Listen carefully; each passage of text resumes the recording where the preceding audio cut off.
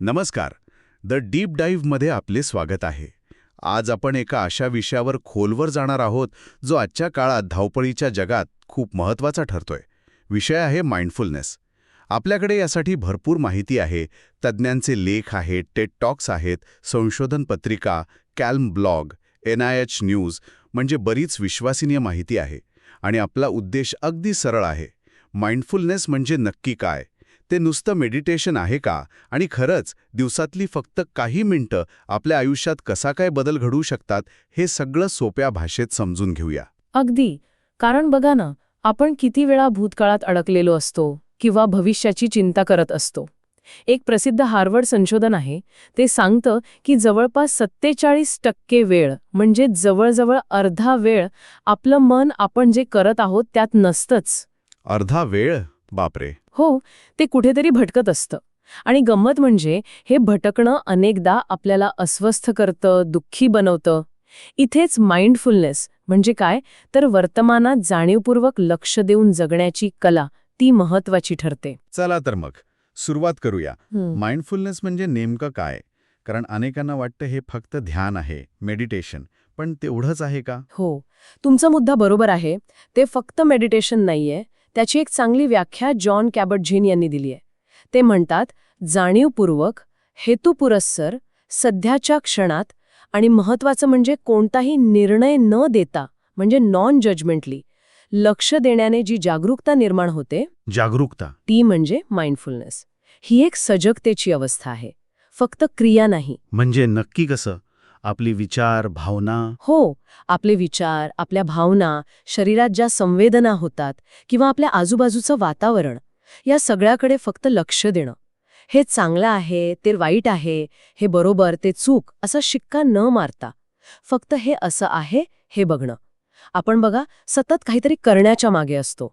हे करायचं, ते मिळवायचं. माइंडफुलनेस आपल्याला थोडं थांबायला लावतं आणि फक्त असण्याकडे लक्ष द्यायला शिकवतं. अच्छा. म्हणजे आपण लक्ष कसं देतो यावर भर आहे. मी कुठेतरी वाचलं होतं, शॉना शापिरो म्हणतात की हे लक्ष दयाळूपणे देणं महत्त्वाचं आहे. पण एक मोठा गैरसमज आहे लोकांमध्ये की माइंडफुलनेस म्हणजे विचार थांबवणं. हे खरं आहे का? कारण मला तर वाटतं विचार थांबवणं अशक्य आहे. अगदी अगदी, हा खूप महत्वाचा मुद्दा आहे. माइंडफुलनेस म्हणजे विचार थांबवणं अजिबात नाही. उलटं, तुम्ही विचार थांबवायचा प्रयत्न केलात ना तर ते अजून जोरात येतात. योंग मिंग्यू रिम्पोचे यांचं एक छान उदाहरण आहे. पिझ्झाबद्दल विचार करू नका असं म्हटलं की काय होतं? बरोबर, लगेच पिझ्झा आठवतो. तसंच आहे हे.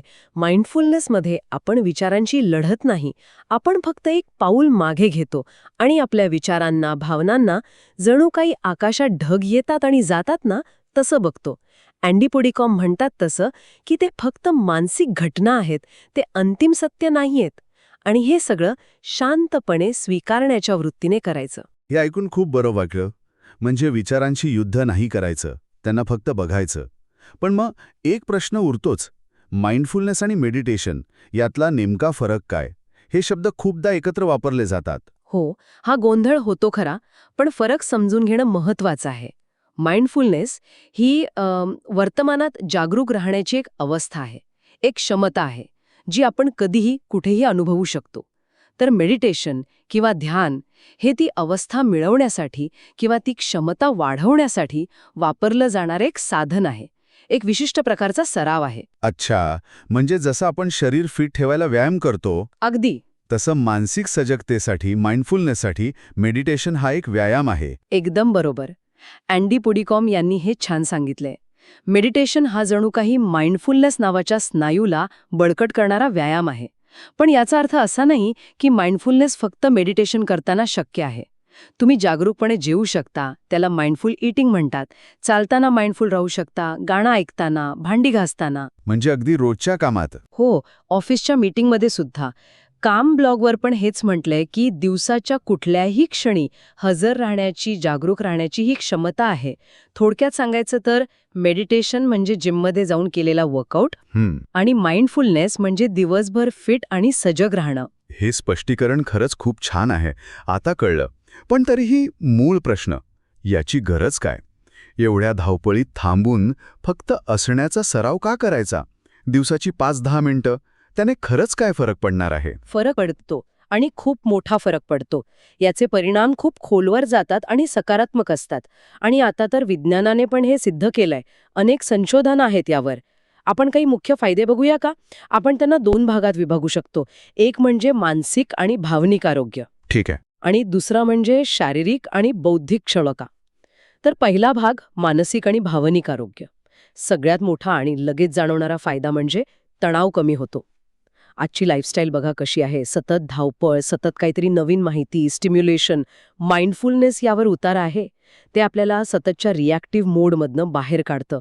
एका अभ्यासात तर असंच स्पष्ट दिसलंय की जे कर्मचारी माइंडफुलनेसचा सराव करतात त्यांच्यात तणाव कमी होतो आणि त्यांची नोकरी सोडायची इच्छा पण कमी होते. अच्छा, कामाच्या ठिकाणी सुद्धा फायदा होतो याचा. हो. आणि तणाव कमी झाला की मग भावनिक समतोल साधणं सोपं जातं. म्हणजे राग, भीती, आनंद या भावनांना आपण जास्त स्पष्टपणे ओळखू शकतो आणि मग त्यांना प्रतिसाद कसा द्यायचा हे निवडू शकतो. त्यांच्या आहारी जात नाही आपण. म्हणजे भावना दाबून टाकायच्या नाहीत, तर त्यांना समजून घ्यायचं आणि योग्य प्रतिसाद द्यायचा. याचा परिणाम मग चिंता म्हणजे एन्झायटी आणि डिप्रेशनवर पण होत असेल, नाही का? अगदी. माइंडफुलनेस मानसिक आरोग्य सुधारायला खूप मदत करतं. अँक्झायटी आणि डिप्रेशनची लक्षणं कमी होतात असं दिसून आलंय. हे आपल्याला नकारात्मक विचारांच्या दुष्टचक्रातून बाहेर पडायला मदत करतं. त्याला डिसेंटर होणं म्हणतात. म्हणजे माझ्यासोबत नेहमी वाईटच होतं हा विचार जेव्हा येतो तेव्हा तो फक्त एक विचार आहे, ते वास्तव नाही हे समजायला मदत होते. विचारांपासून थोडं अंतर राखायला शिकवतो. बरोबर. आणि स्वतःवर सतत टीका करण्याची सवय असते बऱ्याच जणांना, सेल्फ क्रिटिसिझम, ती कमी होते, जी डिप्रेशनमध्ये खूप मोठी भूमिका बजावते. शाउना शापिरो म्हणतात की स्वतःवर टीका करण्याऐवजी दया केली तर शिकण्याची प्रक्रिया जास्त चांगली होते. हे झाले मानसिक फायदे. खूप महत्वाचे आहेत हे. पण शारीरिक आणि बौद्धिक पातळीवर काय? तो आपला दुसरा गट, शारीरिक आणि बौद्धिक क्षमता. काही अभ्यासानुसार माइंडफुलनेसमुळे हाय ब्लड प्रेशर कंट्रोलमध्ये राहायला मदत होते, झोप चांगली लागते. NIH न्यूजच्या एका लेखात म्हटलंय की तीव्र वेदना सहन करण्याची क्षमता वाढायला पण मदत होऊ शकते. अरे वा. इतकंच नाही, रिचर्ड डेव्हिडसन यांचं संशोधन सांगतं की आपल्या आयुष्यात काहीतरी उद्देश असणं, पर्पज, हे आरोग्यासाठी खूप महत्वाचं आहे. माइंडफुलनेस आपल्याला आपल्या मूल्यांशी, व्हॅल्यूजशी जोडलं यायला मदत करतं. त्यामुळे आयुष्यातला उद्देश सापडायला मदत होते आणि अकाली मृत्यूचा धोका कमी होऊ शकतो. हे खूपच खोलवर परिणाम आहेत. आणि एकाग्रतेचं काय? कॉन्सन्ट्रेशन? आजकाल लक्ष सारखं विचलित होत राहतं. तुम्ही मगाशी म्हणालात 47% वेळ मन भटकत असतं. अगदी. तो मुद्दा महत्वाचा आहे. माइंडफुलनेसचा एक मोठा फायदा म्हणजे एकाग्रता वाढते, फोकस सुधारतो. डेव्हिडसन म्हणतात तसं, जे 47% वेळ मन भटकतं तेच दुःखाचं कारण बनतं. माइंडफुलनेस आपल्याला सतत वर्तमानात परत आणण्याचा सराव देतं. त्यामुळे आपोआपच विचलितपणा कमी होतो. हे मेटा अवेअरनेस वाढवतं, म्हणजे आपलं मन नक्की कुठे आहे आत्ता याची आपल्याला जाणीव होते. जणू काही आपण आपल्याच मनाचे निरीक्षक बनतो. म्हणजे आपण काय विचार करतोय हे आपल्याला कळायला लागतं. बरोबर. आणि सगळ्यात आश्चर्यकारक गोष्ट सांगू का? सांगा ना. ह्या सगळ्यामुळे आपल्या मेंदूमध्ये प्रत्यक्ष बदल होतात. याला न्यूरोप्लास्टिसिटी म्हणतात. शॉना शेपिरो म्हणतात, आपण ज्याचा सराव करतो ते अधिक मजबूत होतं. माइंडफुलनेस आणि मेडिटेशनमुळे आपल्या मेंदूतले ते भाग जे लक्ष, करुणा, भावना यांचं नियमन करतात, ते अक्षरशः बदलतात. ते जास्त कार्यक्षम होतात. खरं काय? मेंदू बदलतो? हो. रिचर्ड डेव्हिडसन आणि डेव्हिड वागो यांच्या संशोधनानुसार हे बदल अगदी कमी वेळात सुरू होतात, काही तासांच्या सरावाने सुद्धा. आणि जर नियमित सराव केला तर वयानुसार मेंदूची जी झीज होते ती कमी व्हायला पण मदत होते. अविश्वसनीय. म्हणजे अँडी पुडिकॉम म्हणतात तसं दिवसातला फक्त 10 मिनिटांचा सराव सुद्धा आपल्या मेंदूची रचना बदलू शकतो. हे खरंच खूप प्रोत्साहन देणारं आहे. पण आता अनेकांना वाटेल की हे सगळं ऐकायला छान आहे, पण सुरुवात कशी करायची? अवघड वाटू शकतं नाही? सुरुवात करणं खरं तर अगदी सोपं आहे आणि त्यासाठी काही विशेष जागा, वेळ किंवा साधनांची गरज नाहीये. तुम्ही आत्ता जिथे आहात ना, तिथून सुद्धा सुरुवात करू शकता. सगळ्यात सोपा आणि मूलभूत सराव आहे जागरूक श्वास, माइंडफुल ब्रीदिंग. याला माइंडफुलनेसचं प्रवेशद्वारच म्हणतात. काही नाही करायचं, फक्त शांत बसा किंवा उभं राहा आणि आपला जो नैसर्गिक श्वास आहे त्याकडे लक्ष द्या. श्वास कसा आत येतोय, कसा बाहेर जातोय, पोट कसं वर खाली होतंय किंवा नाकपुड्यांमधून हवेचा स्पर्श कसा जाणवतोय, फक्त लक्ष द्यायचंय, बदलायचा नाहीये श्वास. फक्त अनुभवायचं आहे. हो. आणि मन विचारांमध्ये भटकणारच. ते स्वाभाविक आहे. जेव्हा लक्षात येईल की मन भटकलंय, तेव्हा हळूवारपणे, स्वतःला राग न मानता, पुन्हा लक्ष श्वासावर आणायचं. दिवसातून 1 मिनिट जरी केलं किंवा 3 मिनिटांचा ब्रीदिंग स्पेस घेतला तरी खूप फरक पडतो. म्हणजे खरंच ऑफिसच्या खुर्चीत बसून पण करता येईल हे. छान. अजून काय करता येईल? दुसरा एक प्रभावी सराव आहे बॉडी स्कॅन. यात तुम्ही शांतपणे झोपून किंवा बसून आपलं लक्ष हळूहळू शरीराच्या प्रत्येक भागाकडे नेता. पायाच्या बोटांपासून सुरुवात करून डोक्यापर्यंत. आणि प्रत्येक अवयवामध्ये काय संवेदना जाणवतायत, कुठे ताण आहे, कुठे आराम वाटतोय, कुठे गरम वाटतंय, कुठे थंड, हे फक्त नोटीस करायचंय. जजमेंट नाही करायचंय. अजिबात नाही. कोणताही बदल नाही करायचा, मत नाही बनवायचं. आपण अनेकदा आपल्या शरीराकडे दुर्लक्ष करतो. हा सराव आपल्याला आपल्या शरीराशी पुन्हा जोडतो. आणि खाताना माइंडफुल राहण्याबद्दल काय? आपण खूप वेळा टीव्ही बघत किंवा फोनवर बोलत जेवतो. माझं तर होतंच तसं. हो ना? त्यालाच म्हणतात जागरूक आहार किंवा माइंडफुल ईटिंग. म्हणजे जेवताना फक्त जेवणावर लक्ष केंद्रित करणं. अन्नाचा रंग बघा, वास घ्या, चव अनुभवा, त्याचा पोत म्हणजे टेक्स्चर कसा आहे ते बघा. हळूहळू खा, प्रत्येक घास नीट चावून खा. भूक कधी लागली आणि पोट कधी भरलं याचे जे शारीरिक संकेत मिळतात त्याकडे लक्ष द्या.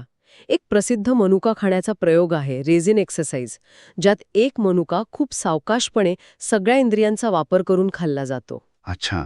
त्यातून आपल्या खाण्याच्या सवयी आणि अन्नाशी आपलं नातं कसं आहे याबद्दल खूप कळतं. हे खरं आहे. या व्यतिरिक्त म्हणजे चालताना किंवा रोजच्या कामात हे कसं आणता येईल? हो, नक्कीच. जागरूक चालणं म्हणजे माइंडफुल वॉकिंग. चालताना फक्त चालण्यावर लक्ष द्या. पावलं जमिनीला कशी स्पर्श करतायत, शरीराची हालचाल, आजूबाजूचे आवाज, वारा. तसंच दैनंदिन क्षणांमध्ये सजगता आणता येते. उदाहरणार्थ, दात घासताना ब्रशचा स्पर्श, पेस्टची चव अनुभवा. भांडी घासताना पाण्याचा स्पर्श, साबणाचा वास अनुभवा. म्हणजे कुठल्याही साध्या क्रियेत. हो. गाडी चालवताना स्टिअरिंग व्हीलचा स्पर्श. कोणाशी बोलत असाल तर पूर्ण लक्ष देऊन त्यांचं बोलणं ऐका. म्हणजे माइंडफुल लिसनिंग. एका वेळी एकच काम करा, सिंगल टास्किंग. मल्टीटास्किंग शक्यतो टाळा. हे छोटे छोटे क्षण सरावाचे बनू शकतात. पण या सगळ्या सरावात एक आवाहन येतं, हमखास. मन भटकतं किंवा मग आपण स्वतःलाच दोष द्यायला लागतो की अरे माझं लक्षच लागत नाहीये किंवा मी हे बरोबर करत नाहीये. यावर कशी मात करायची? इथेच तो दयाळूपणा आणि नॉन जजमेंटल दृष्टिकोन महत्वाचा ठरतो का? अगदी बरोबर पकडलं तुम्ही. हे सगळ्यात महत्वाचं आहे. माइंडफुलनेस म्हणजे परफेक्ट होणं नाहीये, तर सराव करणं आहे. Mindful practice. मन भटकणारच, ते त्याचं काम आहे. जेव्हा ते भटकतं आणि तुमच्या लक्षात येतं, तो क्षण म्हणजे माइंडफुलनेसचा क्षण आहे. तुम्ही जागरूक झालात. अच्छा, म्हणजे तो फेल्युअर नाहीये. निराश होण्याऐवजी फक्त हळूवारपणे आपलं लक्ष परत आणायचं, जिथे ते हवं होतं तिथे. आणि सरावादरम्यान जे टीकात्मक विचार येतात ना मनात, माझं जमत नाहीये किंवा हे कंटाळवाणं आहे, ते सुद्धा फक्त विचार आहेत. त्यांनाही जज न करता येऊ द्या आणि जाऊ द्या. स्वतःशी संयम ठेवणं, करुणा बाळगणं खूप गरजेचं आहे. शॉना शापिरो म्हणतात तसं, दयाळू लक्ष हे बदलासाठी इंधन आहे. स्वतःला दोष दिल्याने मेंदूतील शिकण्याचे आणि बदलण्याचे मार्ग बंद होतात, पण दयाळूपणा आपल्याला पुन्हा प्रयत्न करायला प्रोत्साहन देतो. तर आजच्या चर्चेतून हे अगदी स्पष्ट झालं की माइंडफुलनेस ही काहीतर गूढ किंवा फक्त विशेष लोकांसाठीची गोष्ट नाहीये. ही वर्तमानात सजगपणे आणि दयाळूपणे जगण्याची एक अत्यंत व्यावहारिक आणि शक्तिशाली पद्धत आहे. अगदी. आणि मेडिटेशन हे ते कौशल्य वाढवण्यासाठी एक उत्तम साधन आहे, पण ते एकमेव साधन नाही. रोजच्या जीवनातही हे आणता येतं. महत्वाचा मुद्दा हा आहे की माइंडफुलनेस म्हणजे आपल्या मनाला प्रशिक्षित करणं. जसा शरीराचा व्यायाम तसा हा मनाचा. आणि चांगली गोष्ट ही की अगदी थोडा वेळ दिवसातून 5 किंवा 10 मिनिटं जरी दिली, पण सातत्याने दिली, तरी त्याचा आपल्या मानसिक आरोग्यावर, तणावावर, एकाग्रतेवर आणि अगदी आपल्या मेंदूच्या रचनेवर सुद्धा सकारात्मक परिणाम होतो. हो, आणि याला आता भक्कम वैज्ञानिक आधार आहे. न्यूरोप्लास्टिसिटीचे अभ्यास असोत, क्लिनिकल ट्रायल्स असोत, यातून हे सिद्ध झालं आहे. डेव्हिड वागो, रिचर्ड डेव्हिडसन सारख्या संशोधकांनी हे दाखवून दिलंय की आपलं लक्ष, भावना, करुणा नियंत्रित करणारे मेंदूचे भाग सरावाने बदलतात. खरंच बदलतात. ही एक शिकण्यासारखी कला आहे. कोणीही शिकू शकतं आणि आपल्या रोजच्या जीवनाचा भाग बनवू शकतं. जाता जाता एक विचार मनात येतोय. जॉन कॅबट-झिन अनेकदा विचारतात हा प्रश्न. तुमचं नाव, वय, लिंग, नोकरी, तुमचे विचार, मतं, अगदी तुमचा DNA, या सगळ्या पलीकडे तुम्ही कोण आहात?